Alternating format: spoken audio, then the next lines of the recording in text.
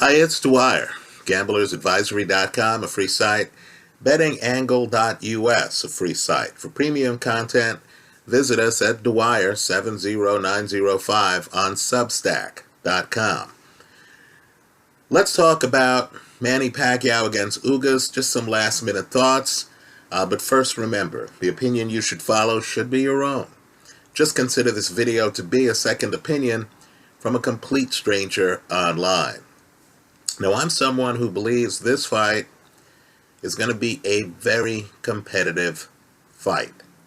Very competitive. Understand, Ugas is a defensive wizard. Right? The idea that Manny Pacquiao is going to jump out and land some big shots on him, and that he's not going to make it hard for Pacquiao to do so, I think is a reach. Quite frankly, this fight to me is more intriguing than Pacquiao against Errol Spence, where I thought Pacquiao had the advantage. Here, I'm not so sure.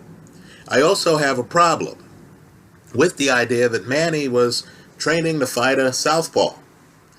Now, here's a righty.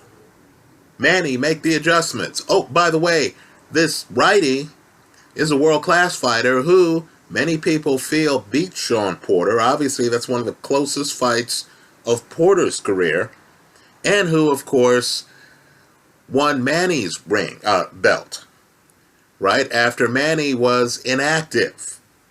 Ugas is a world-class fighter, right? So what I want people to do, and I know the casino is daring you to bet on Ugas. They're daring you. They're giving you big odds on Ugas. Right? I'll agree. That's the value side of the play.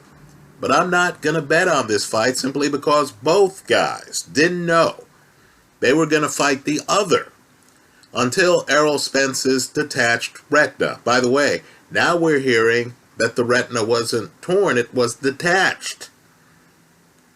Right? Very serious injury. So let's just talk about what I'm going to look for in the first round. Folks, I'm going to be focused on the body shots. Understand, Ugas riddled Shawn Porter's body. And Porter is shorter, just like Manny Pacquiao. Right? If you're fighting a 42-year-old whose stamina is not what it was when he was in his 20s. You want proof? Folks, look at the last, let's say, half of the fight against Keith Thurman. Manny wins the fight. Right? I picked Manny in that fight. But let's just say you saw that Manny was wilting a little bit in terms of stamina.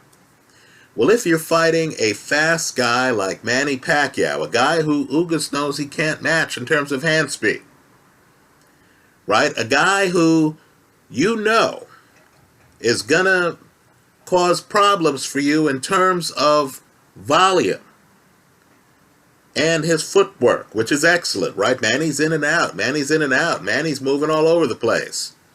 Then you need to slow him down. You need to bank body shots. Ugas is a vet. He understands, I don't care what's said before the fight, he understands that he has a better chance of landing shots to Manny's body and of building up to a KO than he does trying to land a home run punch early in this one. So I have little doubt, just based on the strategy Ugas had in the Shawn Porter fight, which paid dividends for him. Let's remember, he knocks Porter down in the 12th round. Right? They called it a slip. That's ridiculous. That was a knockdown. Had it been counted as a knockdown, that Porter fight would have been scored a draw. The exact same fight. And I'm sure many of you felt that he won that fight. Now, I'll agree. Pacquiao is better than Shawn Porter, with whom he sparred with. Right? Pacquiao's more accurate. Pacquiao's more sudden. Pacquiao's less predictable. I'll agree with all of that. But you understand, Pacquiao is going to try to come out and he's going to try to take advantage of the fact that he's a little unorthodox. and opponents aren't ready for him early. So think about some Pacquiao fights. Folks, he knocked down Shane Mosley early in their fight, didn't he? Right? Pacquiao's a guy who came out against Marquez the first time. Marquez, excellent defensively, but didn't know Pacquiao. Right? It's hard to read a southpaw who's bouncing around, who has ring coverage on that straight left. And he knocks Marquez down 3 times in the first round of their first fight. Right? Manny's going to try to come out and he's going to try to make his unorthodox style an issue, his hand speed an issue. But look at Ugas' age. Folks, he's in his mid-30s. This is a guy who's already a survivor in the sport.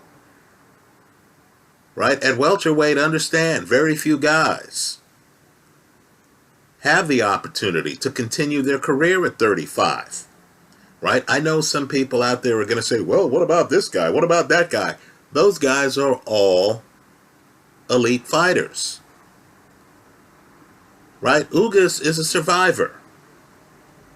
Understand, Ugas knows Pacquiao's going to jump in. I have to do 2 things. I have to cover my head. Right? He might be able to do this with his right hand. Right? I have to cover my head. Pacquiao's a southpaw. The shots are going to be coming from almost down the middle.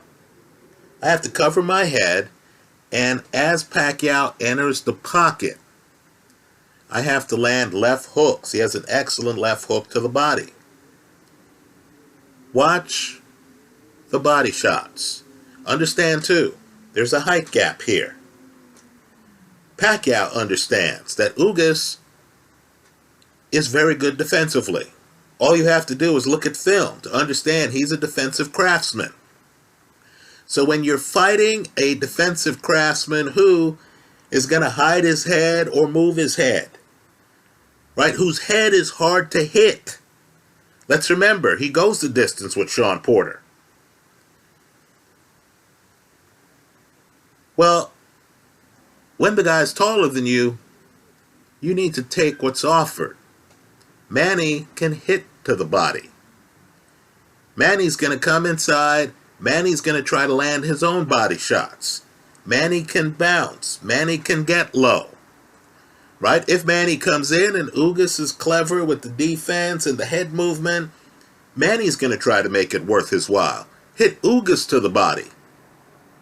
So I'm expecting these guys to throw a bunch of body shots. Sure, Manny's going to headhunt early. That's what Manny does. But then Manny's going to realize, oh, this dude got skills. So I believe Manny's then going to focus on the body. Ugas out the gate, in my opinion, is going to focus on the body. If Ugas lands the body shots against Pacquiao that he landed against Shawn Porter, you're looking at a situation where you might have an upset in the later rounds of this fight. Right? Manny, if you're going to beat Manny, the time to do it is when he's 42 years old. This is not the Pacquiao who wilts Oscar De La Hoya. Don't get me wrong, he's still a great fighter. But Keith Thurman was able to get on his front foot in the later rounds against Manny Pacquiao. Right? If Ugas lands enough solid body shots against Manny Pacquiao to the point where Pacquiao starts slowing down, I know the casino's odds don't suggest this, but this is going to be a suddenly compelling and highly competitive fight. Right? So pay close attention to the body shots. Right? If Ugas can make it out of the first 2 rounds without getting dinged in the head, and if Ugas is completely conscious, understand, folks, he's an accomplished body puncher. This is a guy who is very technical, He is highly skilled. He has a game prepared for episodic fighters with speed who can jump in the pocket and throw punches. He has great anticipation skills. I want folks to revisit his fight against Shawn Porter. That's the fight to look at. Right? Porter jumps in. Ugas doesn't get hit in the head that much. Ugas stays in the pocket, right? One way to fail against Manny Pacquiao is to try to back up as Pacquiao comes forward. Then you're dealing with hand speed, power, timing, right? That's a disaster. Ugas is not going to make that mistake, right? I believe Ugas is going to set traps where Pacquiao comes in, Ugas rolls his head, has a shoulder in the way, has a hand up, and is working that left hook to the body. Look for the body shots. If Ugas doesn't land several body shots on Manny Pacquiao in the first half of this fight, then it's over. Ugas is going to lose. If Ugas is landing body shots on Manny Pacquiao, even as he's losing rounds in the first half of this fight, he has a chance. Let's remember again, he knocked down Shawn Porter. Right? Manny has been down in his career. Right? The Torrealba fight. The Marquez fourth fight. Right? Look for, we'll even name the punch, Ugas's left hook to the body. If that's landing, folks, you're going to have a compelling fight. That's how I see it. Should be a blast. I'm on the sidelines in terms of betting this fight. I was all prepared with Manny Pacquiao over Errol Spence. Then, of course, that fight didn't happen. This fight came along. Short notice. Both guys were preparing for other guys. I understand that both guys are dangerous. That Ugas is a guy who himself, just like Pacquiao, takes rounds to figure out. Ugas takes several rounds to figure out.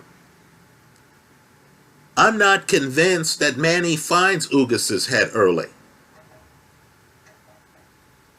Right? I'll agree. Pacquiao's the bigger puncher. I'll agree. Pacquiao is the, let's say, political favorite. If it's a close fight, boxing understands, the judges inherently understand, that Pacquiao is the better storyline. I'll agree with that. Politics matters. Right? No question about it.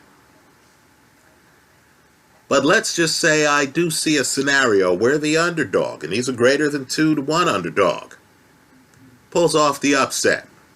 But it involves banking body shots and then being aggressive the second half of the fight. I thought Thurman made a comeback, just not a complete comeback. I believe Ugas could do better if he could avoid getting dropped like Thurman got dropped early in the fight. That's how I see it. Let me hear from you. Feel free to disagree with me. Give us your thoughts on keys for this fight. To me, it's the body shots, as well as Ugas avoiding headshots early from Pacquiao. Tell us what your thoughts are in the comment section of this YouTube video. Thanks for stopping by.